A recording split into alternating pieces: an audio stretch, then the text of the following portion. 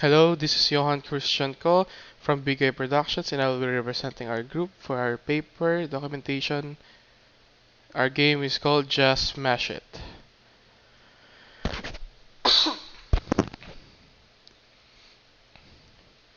This is the abstract of our game. The group has discovered through research that there are several negative effects brought by coping ourselves inside our own houses because of social distancing caused by the pandemic. As we are less likely to get infected with the virus while staying inside our homes for months or years, our mental and physical health are degrading when we are idle for too long. Sedentary habits coupled with minimal amounts of exercise or physical activities can negatively affect a person's health and well-being. As a person may experience stress, depression, or lack of motivation, they are less likely to be involved in physical activities. As the mental and physical well-being of a person are correlated to one another, it is important to be able to cope with this quarantine through means other than social interactions or going outside to exercise. As such, the group is trying to solve this problem by providing a game that will require a player to stand up and do some physical actions in order to progress in the game while also being entertaining enough for the players to play for a longer period of time. Our project background. In these times where a majority of people are cooped up in their own homes, social distancing because of the pandemic, people have less physical activities in their schedule as compared to before the pandemic. Gyms and other physical wellness facilities have been temporarily closed, or some have limited the amount of people allowed to enter. Although the likeliness of people getting infected will decrease while quarantined, their physical and mental well-being are being negatively affected. A lack of the usual physical activities and the exercises, and the anxiety brought by the unsureness of what is happening outside. To be able to cope in these hard times, the project introduces rooms that the players will be able to vent themselves by vandalizing objects with seemingly childish toys. Our statement of the problem. Because there are people that cannot go outside as much as they used to before the quarantine. People are staying at their own homes, sitting for hours and hours while they're doing nothing, compared to the usual activities that they used to do while there's no quarantine, like going to the MRT, LRT station, standing up for half an hour to an hour while waiting in line, or even jogging towards the next location, uh, causing the people to have less physical activities and becoming physically unfit. The inactivity of the body and the mind is unhealthy for any living being as it contributes to losing touch of one's true selves. As such, in this quarantine, where a majority of the people are to remain in their own homes for months, several issues may occur in a person's mind and body, such as being physically unfit, showing signs of having post-traumatic stress symptoms, avoidance, and anger due to frustrations. Uh, as such, our objectives are to provide the players a game that can be a medium for physical activities that can provide physical activities while also relieving stress. The project also aims to give players a perspective in the game in a unique angle that may give them a sense of nostalgia by showing objects in levels that may remind them of the days they had been at a certain age. As for the significance of our project, uh, we are currently focused on the virtual reality aspect and nostalgia aspect of the game because virtual reality can be used in so many aspects in our daily lives. One such example is being used for medical uses, but I will talk about that later. Virtual reality is a computer generated virtual environment that players can experience a nearly realistic emulation. The project will provide an environment where the player can immerse themselves in their surroundings as though it was really reality itself. Doing activities in a virtual realistic game makes it feel like the players are inside the world themselves, and whatever changes them there are around them, they will be able to react faster and more genuinely than playing the game on the computer's flat screen. As such, the project being released on the VR platform will increase the player's immersion experience. Being able to retain and recall memories better, the team's virtual reality project can also be used as a form of medium that allows the players to feel that they have gone back in time and reminisce in the past, indulging themselves in the nostalgia. The mental journey back through time adds a fourth dimension to the present, according to the Petrie in 2018. Nostalgia forms a certain drive to the player as they are able to recall the past, even if the past was unpleasant. However, nostalgia is still good for a person, because according to the Petrie again from 2018, According to experts, personal memories from long ago, family and friends, can link us together in shared comforts of the region and also lend a gratifying sense of continuity. Not only can it show the player how wonderful the present and future is through looking back at the past, but it can also relieve the stress of the present. According to Dina Kemet, an additional function of nostalgia may also be its motivating potential, boosting optimism, spark inspiration, and foster creativity. As such, the project can help induce nostalgia in some people, helping them reminisce about the past and recall life before the modern days. During this pandemic, the project will both be a source of entertainment and a coping mechanism for the people who mostly stay in their homes. The project will distract the players from their worries in the real world, reducing their post-traumatic stress symptoms, feeling of avoidance, and frustrations. And to top it all off, the physical activities that the player can do while using the VR console in the game, they will be able to at least make up a little bit for their physical activities that they used to do in the past for now because we currently cannot go out as such limiting our physical exercises. Okay. Review of related works. This section contains information on the applications of virtual reality, medical purposes, education, and entertainment. Virtual reality technology and its influence on our lives. This part mostly talks about uh, how virtual reality is being applied in so many sectors of our society. One as such is being used in pilot training. Uh, Before any new pilot would take flight on a real plane, that pilot would first have to take flight simulation test. The design of the virtual reality test makes it look authentic from the controls and the physics just like how one would fly a real plane. The surgeons are also using the virtual reality technology in order to simulate real life surgeries using a so-called patient inside the virtual world without hurting anybody. This can make them practice even more efficiently without worrying hurting somebody in the process. Virtual reality may also help stimulate memory in people with dementia. This is one research that the group has found out while browsing through some news about the virtual reality that uh, researchers from a certain university in United Kingdoms recruited 8 people with dementia, and one of those people mentioned that they remembered one of the trips while they saw a bridge inside the virtual reality.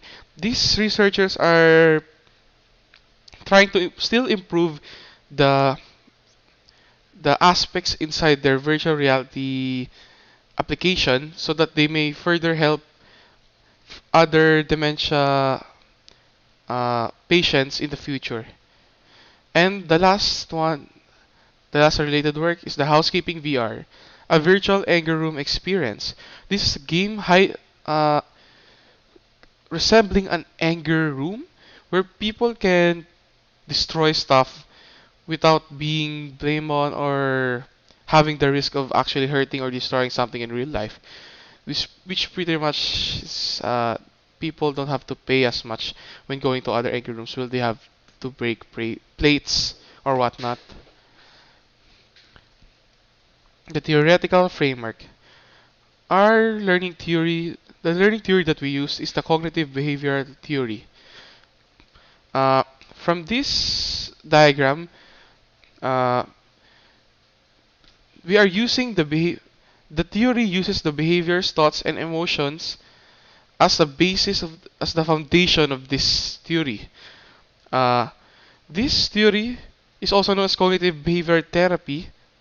Was developed by Aaron Beck, a psychologist and a professor. According to Psychologypedia, we can establish cognitive therapy as a psychological branch that deals with studying and knowing the processes by which the individual becomes aware of the world and its environment, as well as the results of it. The theory revolves around the interaction between thoughts, emotions, and behaviors of a person. So this is what I was talking about. The three main foundation of this uh, learning theory. Um, with sufficient influence from a person's thoughts, emotion, and behavior, that sufficient stimulus will be able to disturb or remove the negative influence of several behaviors or emotions that may lead to self-destructive thought patterns. cognitive behavioral theory or therapy is more focused on many rather than just one method for overcoming negative thoughts. Some methods used are journaling, role playing, relaxing techniques, and distractions. As such, in the project, Just Smash It, the behavior represents the actions the players will take given a chance in the level. The emotions represent the player's liveliness during the process of playing the game, whether they are having fun or apathetic in the process. Lastly, the thoughts represent how the players reflect upon their actions and emotions before, during, and after playing the project. In this process, the players can self reflect on hopefully improving their overall mood and eagerness in the real world. Going back to the diagram where we show the three main foundations of the cognitive behavioral theory, on the thought is how the players reflect upon their behaviors and actions in the game. This in return affects their emotions, whether they are satisfied with what they have achieved or not. Teka lang ulit tayo, Vic. Going back to the three main foundations of theoretical framework, the thoughts, we should start with thoughts. Thoughts is how the players reflect upon their behaviors and actions in the game. This in return affects their emotions, whether they are satisfied with that what they have achieved or not. Then we go to the emotions, which represents the liveliness of the player based on the player's moods and thoughts. If the player is feeling angry, then their actions would probably become more on the violent and frantic side of things in the game. Then, after showing their emotions, their behaviors start to change. The behaviors are the physical manifestation of the player's emotions. This represents the player's actions throughout the game. If they are using a violent method in the game, they might be venting out something that they had been keeping in them for a long time. As such, after doing these actions, these will also lead back to their thoughts, which then they will reflect upon their actions and see if they are satisfied on what they did, or were they or were they able to cope up with everything that they have been keeping inside themselves.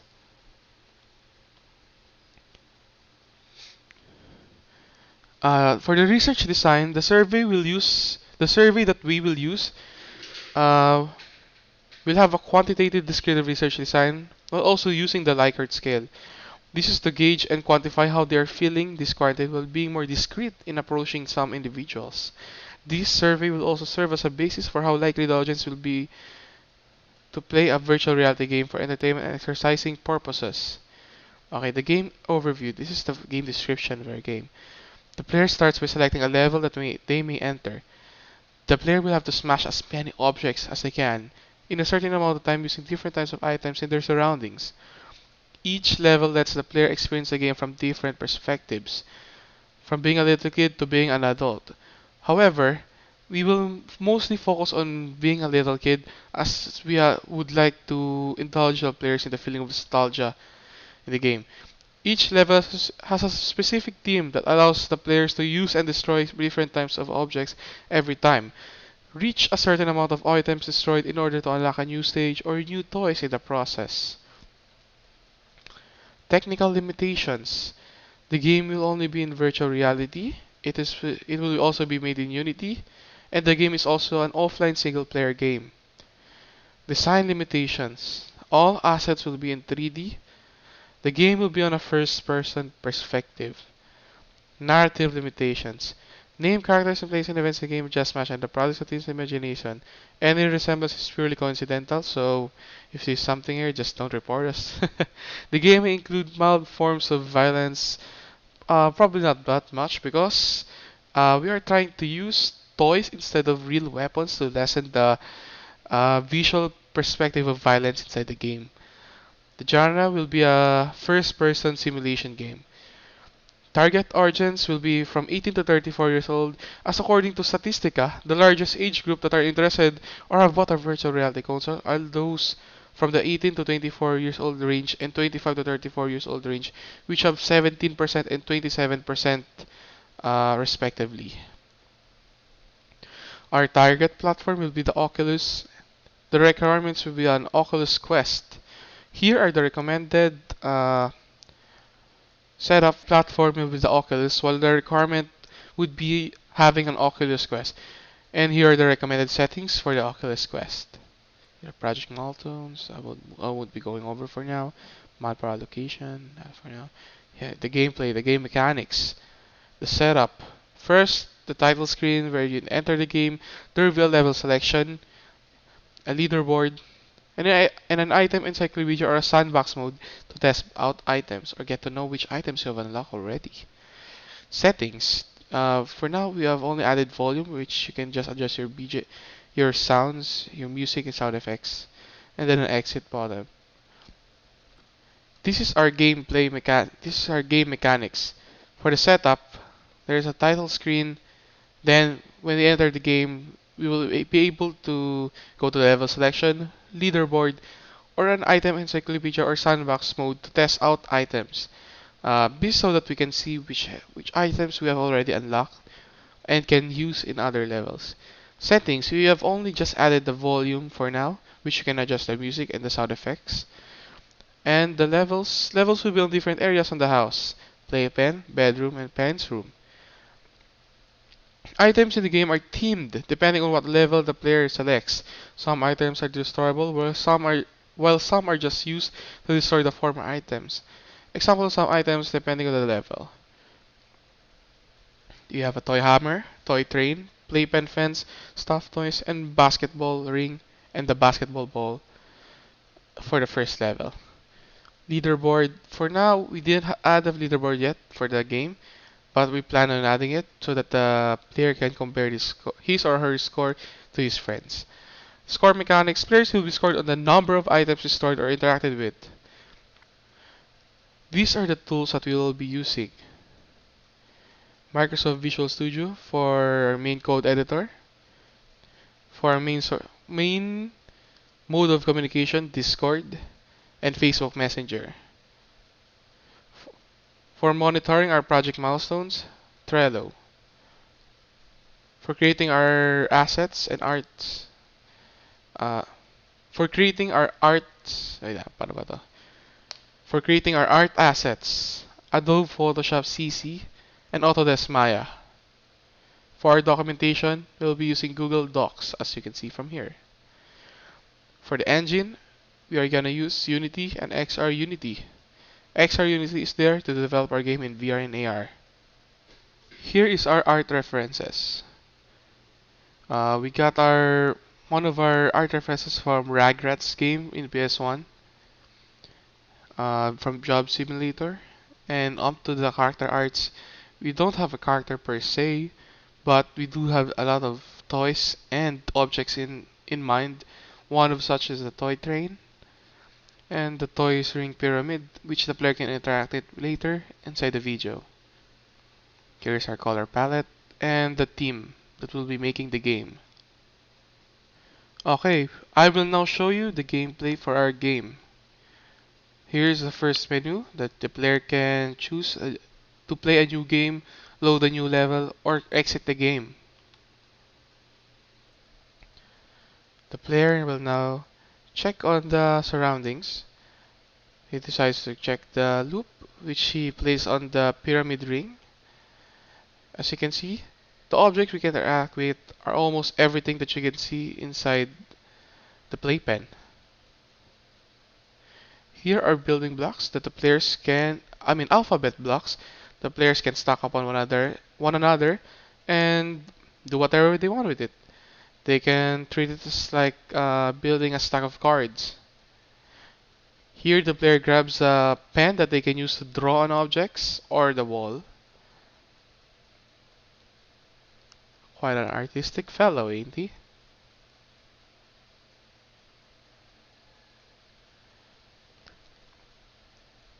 Now, the player is now grabbing the ball and will try to shoot the hoop. Oh, we failed. But yeah, after the player has shoot the hoop inside the hoop, the meter will increase the happiness gauge. As you can see here, we have temporarily added a particle effect where there are green particles floating on your screen whenever your happiness meter increases. For for certain type of actions, the happiness meter will increase. So try to play around our game and see how you can be more happy. Boom. Destroying stuff increases our happiness meter slightly. So the more you destroy, the faster you can refill the happiness meter.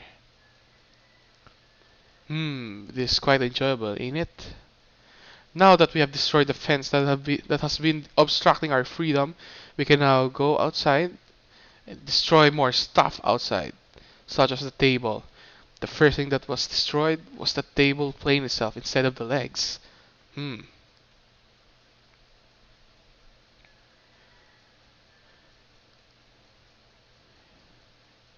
Well, that will be it for now. Oh, we also added a clock that the player can destroy using certain objects, such as throwing stuff on that. Ooh,